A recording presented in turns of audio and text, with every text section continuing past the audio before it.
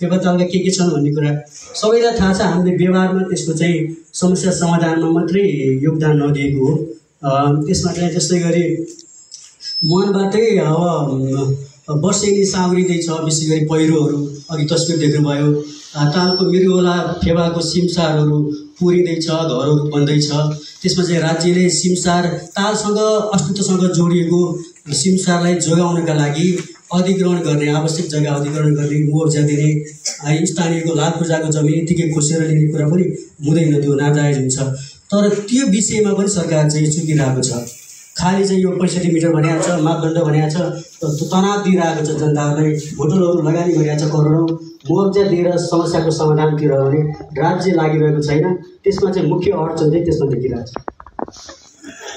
त्यस्तै गरी यो चाहिँ हर्पन खोला माथि मुहानमा पनि बिस्तारै घरहरू बस्तीहरू बसेपछि त्यहाँ मुहानबाटै पनि प्रदूषण सुरु भएको छ हर्पन खोला। र अनि त्यसपछि आएर यो पिकनिक खान जाने, ड्राई पिकनिकको रूपमा र त्यही फोहोर फालेर जाने, अहिले तस्बिर पनि देख्नुहुन्छ, त्यो समस्याहरू छन्। फेवा तालका हालसम्म भएका अध्ययन प्रतिवेदन, यो चाहिँ मैले यो पछिल्लो पुण्य सरले चाहिँ बनाउनु भएको पछिको प्रतिवेदन पछिको त्यहाँ चाहिँ सर त्यो मैले दिएको छु। यो तस्बिरमा के छ, मैले पहिला यो खिचेको सायद 12-15 वर्ष जति भयो होला। यो चाहिँ ढल्के बर नजिक अलि माथिबाट खिचेको। पहिला त्यही ठाउँमा चाहिँ खिच्दाखेरि ताल त्यहाँसम्म थियो। पछिल्लो समयमा अहिले चाहिँ पुरै ताल पुरिएर भित्र खेत, यो चाहिँ कोभिडको समयमा त बाट खेत रोप्न पनि थालेको स्थानीयले। अनि खेत अहिले चाहिँ खेत रोपाइ हुन्छ त्यहाँ। अनि यसरी चाहिँ यति छोटो समयमा 12-15 वर्षको बिचमै ताल यति धेरै पुरिएको छ। डिफ्रेन्सेस चाहिँ यसरी पुरिएको देखिन्छ। र मुख्य कारण चाहिँ यो हाम्रो चाहिँ के छ भने वर्षेनी ताल 1,40,000 मेट्रिक टन ढुङ्गा माटो पुरिन्छ भनिन्छ। त्यो चाहिँ त्यो धेरै पहिलाको चाहिँ अध्ययन रिपोर्ट हो।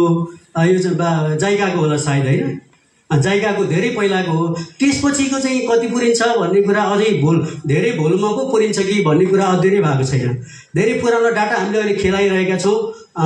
थप अध्ययन चाहिँ भएर यति पुरिन्छ, यस्तो समस्या छ भन्ने कुरा पनि अहिले चाहिँ भएको देखिँदैन।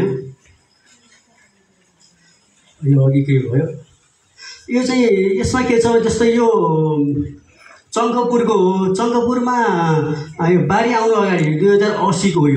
यो पहिला त्यो चङ्कपुरमा यो चाहिँ सेल्फी पुल चाहिँ देखिन्छ त्यहाँ। र पछि बाढी आएर ती 2-3टा टहराहरू पनि पुरै बगाएर लग्यो र पछि त्यो सेल्फी पुलै अन्त सारियो।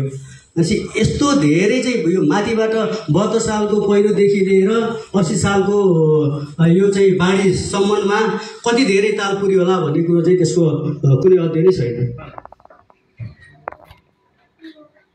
अब यो बर्खायाममा त प्रत्येक वर्ष हुने समस्या नै यही नै हो। यसरी यो यति धेरै भोलुमा सबै यो हर्पन खोलाले बगाएर लिएर आएको यो कमेरो माटो हो। कमेरोले यसरी, अनि त्यसपछि के भयो भने कमेरो थुप्रियो। कमेरोले ताल पुरिएपछि मानबहादुर जीसी मेयर हुँदाखेरि उहाँले ठेक्का दिनुभयो त्यो कमेरो माटो सबै झिकेर बाहिर निकाल्ने भन्ने। अनि त्यसपछि त्यो निकालेको चाहिँ कमेरो माटो फेरि सबै हर्पन फेवा सिमसारमै लगेर पुर्ने काम भएको भन्ने सुनियो। त्यो सुनेपछि पत्रकारहरू हामीले पनि लेखेपछि फेरि त्यो निकाल्ने कामै बन्द भयो। कमसेकम अन्त लगेर पो लग्नु पो पर्थ्यो त त्यहाँ नलगेर। अनि त्यो कारणले गर्दाखेरि त्यो झिक्ने काम पनि रोकिएर ताल झन् पुरिने क्रम बढिरहेको छ। यो 72 सालको साउनको चाहिँ अघिको मैले देखाएको पहिलो फोटोको कुरा गरिरहेको छु। अनि तालको कति पुर्यो भने हिसाबै छैन यसको। र यो चाहिँ त्यही बेलाको 72 सालकै पहिरोको हिलाम्य भएको त्यो तस्बिर हो। अनि यसमा चाहिँ के छ भने यो केज सिस्टम, उहाँ अब ज्ञानबहादुर दाइ हुनुहुन्छ, जलाय समुदायहरूले व्यावसायिक रूपमा माछा पालन गर्नुहुन्थ्यो केजमा। अनि त्यो 72 सालको चाहिँ त्यो पहिरोले केज सबै तपाईँको चाहिँ केजमै त्यो पहिरोले पुरेपछि उहाँहरूको केज कल्चरै अनि त्यसपछि सकियो, होइन? अहिले केज कल्चरमा 2-4वटा केजहरू मात्रै बाँकी रहेको छ। व्यावसायिक रूपमा माछा पालन गर्ने व्यवसाय जलाय समुदायहरूको त्यो खालको चाहिँ अहिले समस्या चाहिँ बढिरहेको छ। अहिले पनि उहाँहरूले त्यसलाई चाहिँ कन्टिन्यू गर्न सक्नु भएको छैन। र उहाँहरूको भनाइ के पनि छ भने पहिलो जसरी ताल गहिराई थियो त्यो गहिराई होचो पुरै घट्यो, घटेपछि केज जुन पहिला राखेको ठाउँमा चाहिँ केज राख्ने अवस्था पनि नबनेको समेत अवस्था छ। त्यस्तो खालको छ। यो तस्बिर तपाईँले हेर्नुभयो, मुहानमा चाहिँ त्यो 72 सालकै सबै त्यो रुख काठपात हो त्यो बगाएर ल्याएको। अनि तलपट्टिको त बारेघाटमा त्यति धेरै कलेक्सन भएको थियो त्यो काठपातहरू। मान्छे कति ठुलो भोलममा चाहिँ त्यो बनै बगाएर ल्याएको रहेछ, ढुङ्गा माटो गेगरले चाहिँ कसरी पुरिएको रहेछ भन्ने कुरा यो चाहिँ यसले चाहिँ देखाउँछ। यति धेरै थुप्रिएको थियो त्यो बारेघाटमा। यो चाहिँ 1 महिना जति 72 साल 1 महिना जति चाहिँ त्यो हिलै भएको थियो ताल। त्यसै माछा पनि मरेको थियो। हाम्रो माछा सेक्सनकै त्यो बेलाको चाहिँ अधिकृत हुनुहुन्छ ढकाल सर, उहाँले चाहिँ हामीलाई एकचोटि तालमा घुमाउन लग्नुभयो। अनि माछा पनि मरेको देखिएको थियो अनि उहाँले देखाउनु भएको थियो। अनि यो सिमसार क्षेत्रमा यसरी त्यो माछा त्यहाँ जाल हानेर मारिरहेछ, युवाहरूले मारिरहेछन्।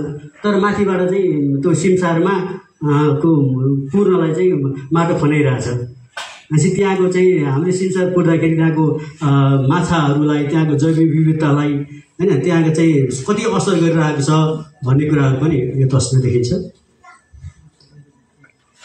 अब सिमसारको चाहिँ महत्त्व यति धेरै छ कि तपाईँको अब यो ठुलो बाढीहरू आउँदाखेरि त्यो गेगरहरू कमेरोहरू चाहिँ फैलिएर सिमसारमा फैलिन्छ र त्यो उब्जाउ पनि राम्रो हुन्छ, धान पनि भन्ने भनाइ छ। अनि त्यो जब हामीले चाहिँ सिमसारै मासिएर यो अहिलेको खिड्की बुलाउँदी जस्तै वरपर चाहिँ हामीले कुलो जस्तो बनाइदियौँ भने के हुन्छ भने त्यो सिमसारमा फैलिने कमेरोहरू सिमसारमा फैलिने सोझै तालमा जान्छ, ताल पुरिने क्रम झन् बढ्छ। त्यो कारणले गर्दाखेरि पनि सिमसारको महत्त्व त्यति धेरै छ। त्यो विषयमा पनि हामीले सोचिरहेका छैनौँ। अहिले चाहिँ त्यो प्लटिङ भइरहेको छ त्यहाँ। र जो पहिला यो बर्खायाममा त्यसरी चाहिँ पुरै यो बाढीले त्यस्तो खालको अवस्था बनाउँछ।